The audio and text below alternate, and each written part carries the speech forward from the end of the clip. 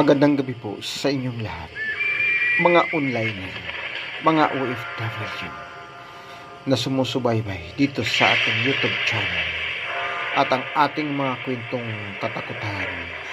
Samahan ninyo ako sa mundo ng kababalaghan na ating pinamagatang pagsapit ng gabi at ang dilim.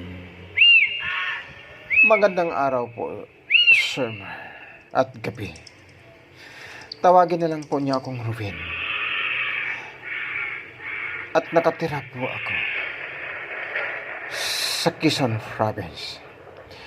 At isa po akong driver. At ang aking kasama na si Tatay Duming. Dalawa kaming driver sa isang school bus. At tuwing umaga, kami naghahatid ng mga bata at nagsusundo pagdating ng umaga at hapon. At hayaan po ninyong ipagpatuloy ko ang aking kwento. Karanasan ko po ito sa aswang. Habang binabaybay po namin ang lugar na kung saan ito'y tinatawag na sigsag, at doon binabalita na maraming mga motorista na nakaranas ng mga mayroong nagpapakita at nasagasaan, at ito'y binabalikan ng aswang.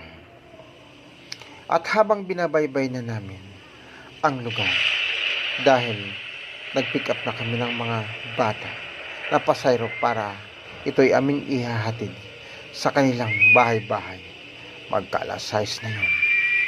At nung ako'y nag-drive at habang nag-alalay, si Tatay Duming, dahil may edad naman si Tatay Duming, at ako lamang ang nagdadrive at kasama ang mga bata, dahil ihatid namin ito sa kanya-kanyang mga bahay.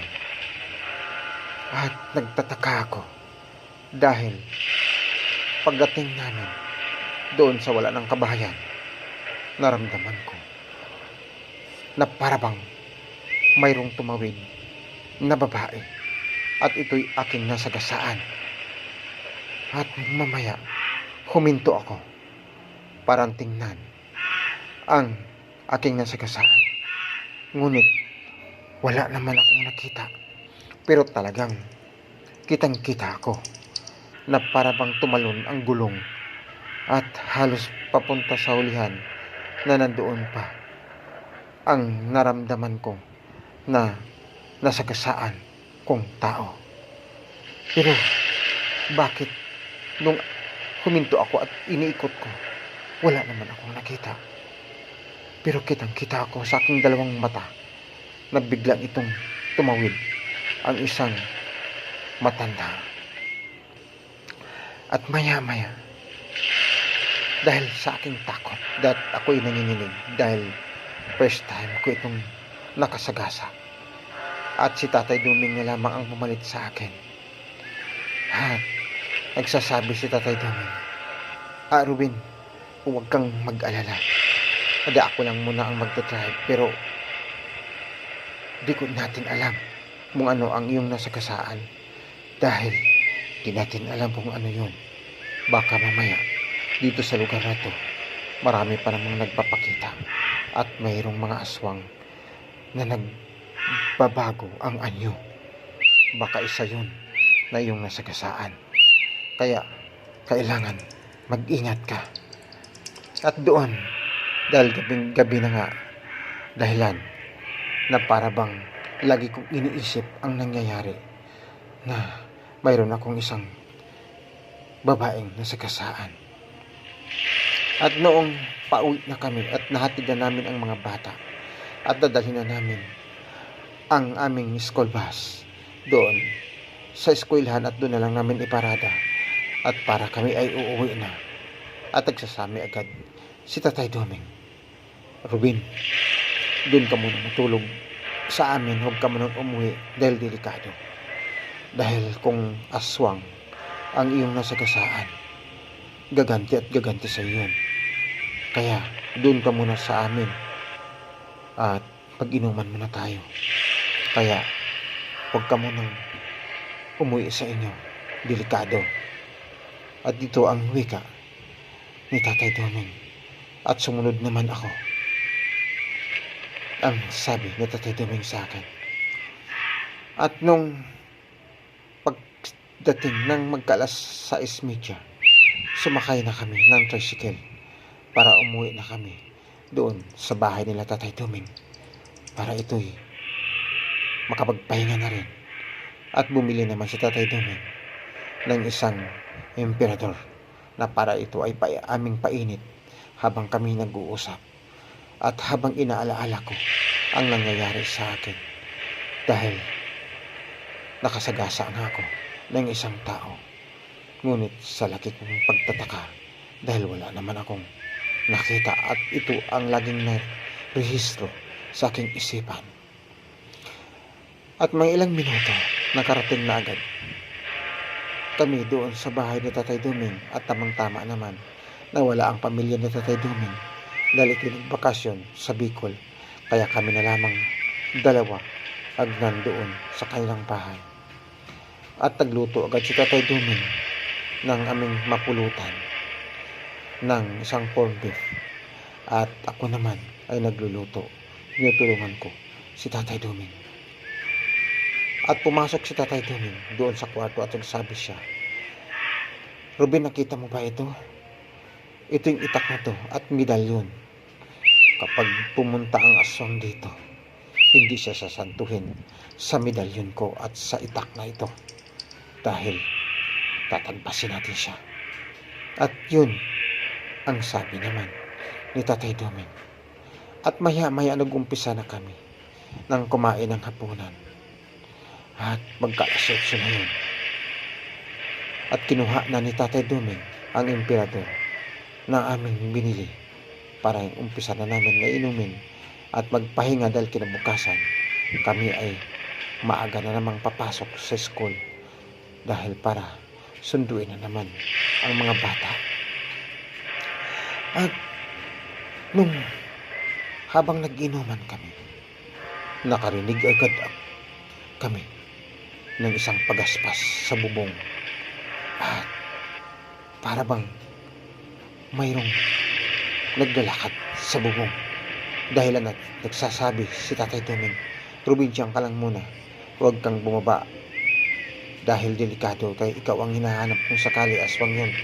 Tamang-tama naman, dala-dala ni Tatay Doming ang isang medalyon at ang itak na dala-dala niya.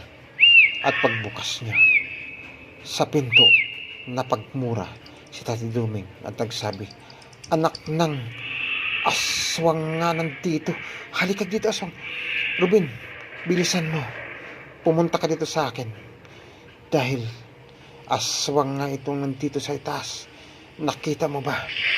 At doon tamang-tama naman na nakita ko talaga ang aswang at na babae at pamilyar ko ito na ito nga yun ang aking nasagasaan. At maya-maya habang malayo sa amin, nakitang-kita namin ang hitsura na parabang bagsak ang kanyang buhok at nanglilisik ang mata habang nakatingin sa akin at ang kuko humahaba at ang kuko sa paa at parabang ito'y handa-handa na kaming salakayan. Kaya nagsasabi agad ako, Tatay Doming, wala tayong ipaglaban yan dahil tampo ng demonyo yan at wala tayong laban. At dahil doon tumapang na rin si Tatay Doming dahil nakainom na. At sabi na Tatay Doming, Rubin, diyan ka lang muna at at idasalin ko ang mitwa ko at magdasal ka rin, baka ititagana. At maya-maya ginawa ni Tatay Duming. Kinuha niya ang isang medalyon at ito'y kanyang ginadasalan. At pagkatapos, kitang-kita ko na parang sumalakay na ang isang aswang na mula doon sa malayong na lugar, dahil parang lumilipad na ito at sasalakay sa akin. At maya-maya habang parating na, katapos pagdasal, ibinato ni Tatay Duming ang medalyon at dahilan doon na tinamaan ang aswang at umiiyak ito ng husto at parang namimilipit ito sa sakit dahil sa tinamaan ng medalyon. At ang sabi naman ni Tatay Duming, halika nito Ruben, huwag kang lumayo sa akin dahil alam ko babalikan ka pa noon. Tinamaan ko ang isang aswang sa isang medalyon, ngunit hindi natin alam kung ano ang magagawa pa niya ulit at babalik pa ba siya dito sa atin. At yun ang sabi ni Tatay Duming, dahilan na doon ako sa kanyang tabi dahil alam ko na babalik pa ang aswang na yun. At maya-maya dinala ni Tatay Duming ang kanyang itak at nilagyan din ito ng orasyon. At ang isang itak na ibinigay ni Tatay Duming at nagsabi sa Tatay Duming, kung babalik ang aswang dito Ruben, gagamitin mo yan at ito sa akin para ito'y ipaglaban natin sa aswang. Siguradong babalik yun dahil gumanti na yun sa'yo dahil siya ay yung nasagasaan. At sumapit na ang alauna ng gabi. Nakarinig na naman kami ng huni ng isang aswang sa itaas. At ginising naman ako ni Tatay Duming ang nagsasabi, Ruben, gumising ka. Nandiyan na naman ang aswang at ihanda mo ang binigay ko sa iyong itak na may orasyon. At doon, bumaba kaming dalawa at nagtalikod kami at hinamon ni Tatay Ruben. At sabi ni Ruben, Tatay Duming, bakit anong gagawin natin? Pupunta ka dito sa baba at magtalikod tayo at ihanda mo ang itak at ihanda ko rin isang itak at sigurado ay lulusob yan sa atin dahil hindi yan papayag na hindi makaganti sa'yo. At habang nagtalikod kami at hawak namin ang aming mga panangga na itak, nakita agad namin ang tatlong mga aswang. Nagtatawag na ang aswang na kanyang kasama at maya-maya nalilisik ang mata at nakatingin sa amin at sabay-sabay lumusob ang aswang at tinagpas agad namin at isa-isa agad namin tinamaan dahil ito may orasyon, dahil may alam si Tatay Duming sa orasyon. Namito ako sa aswang at doon nagdadasal din ako at bawat lapit ng aswang at ito itinagpas namin at tinamaan namin. At maya-maya habang lagi naming tinatamaan sa pakpak at minsan natagpas namin ang bandang kanyang liig at maya-maya nawala na ang mga aswang dahil ito'y humihiyaw sa sakit sa bawat tama ng aming itak sa kanyang katawan. At nagsabi agad si Tatay Duming, tapos na Ruben, hindi na iyon babalik dahil marami ng tama ang mga aswang na yun sa ating daladalang itak dahil ito ay may orasyon. At halika na, umakyat ka na. At doon, umakyat na kami doon sa bahay ni Tatay Ruben at nakatulog na kami dahil hindi na kami ginambala ng aswang. Pero hawak-hawak ko pa rin ang itak o kung sakali mayroong lulusob at handa ko pang ipagtanggol ang aking sarili.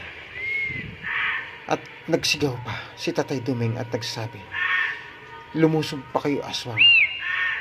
Kung babalik ka pa, huwag kang babalik pa dahil ito na yung katapusan." At pinagdadasalan ni Tatay Duming ang medalyon at ang itak na aming ginagamit ulit. At doon, wala na. At hindi na ito bumabalik pa sa amin hanggang dumating ang umaga. Magka-alas 6 na at naghanda kami para kami ay papasok ulit sa aming trabaho. At ngayon, siguro maraming tama ang aswang sa aming ginagawa. At siguro namamatay na ang aswang ngayon may tama. Kahit sila may kapangyarihan. Dahil ang ginawa ni Tatay Duming mayroong orasyon. At bawat tagpas namin na aming nakikita ay parabang umaapoy pag tumatama ito sa katawan ng aswang. At marami pong salamat. At ito ang aking kwento sa aswang. At maraming salamat at magandang gabi. Salamat sa inyo at God bless.